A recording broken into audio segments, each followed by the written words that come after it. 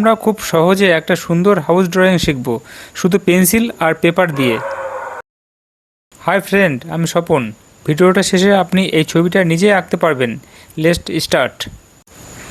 লাগবে A4 paper, HB অথবা 2B pencil, eraser, scale ঐশিক, black sketch pen. প্রথমে একটা লম্বা গ্রাউন্ড লাইন টানুন, তারপর বাড়ির দিকে যাওয়া কার্ভ পথটি আঁকুন। ফিতার মতো হবে, সামনে একটু চওড়া।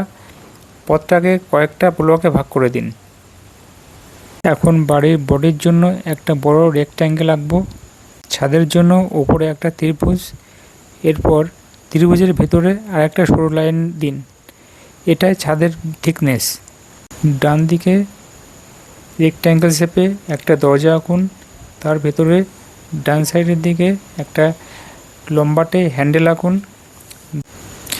ওপরে মাঝারি ছোট একটা উইন্ডো আর নিচে বাম দিকে বড় উইন্ডো।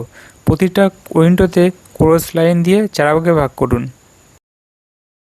দরজার নিচে প্ল্যাটফর্ম, স্টেপ অথবা সিঁড়ি আঁকুন রেক্ট্যাঙ্গেল শেপে।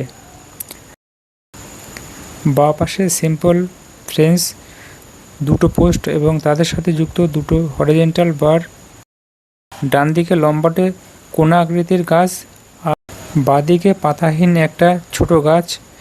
2-3টে ডাল দিলে যথেষ্ট। দরজার পাশে ছোট হার্ট শেপের স্টোন দিলে কিউট লাগে। গ্রাউন্ডে কিছু কার্ভ লাইন, পানি ও ঘাসের মতো টেক্সচার আসবে। অতিরিক্ত ভিড় করবেন না। আকাশে একটা গোল চাঁদ বা সূর্য, চাঁদ হলে 2-1টা ডট দিন। এবার ব্ল্যাক স্কেচ পেন দিয়ে পুরো আউটলাইনগুলো রিফাস করুন। যেখানে দরকার ওজন দিন। ছাদের নিচটা ও দরজার চারপাশে একটু মোটা। শেষে অপ্রয়োজনীয় পেন্সিল লাইন মুছে ফেলুন। ডান। ইচ্ছা হলে পেন্সিল কালারে পথটা হালকা শেড করুন বা গাছগুলোতে টেন্ট দিন। আউটলাইনটাই কিন্তু ফোকাস। তো এইভাবে খুব সহজে সিম্পল হাউস ড্রয়িং হয়ে গেল। ভিডিওটি ভালো লাগলে লাইক দিন, সাবস্ক্রাইব করুন আর কমেন্টে লিখুন পরের ভিডিওতে কী আঁকবো।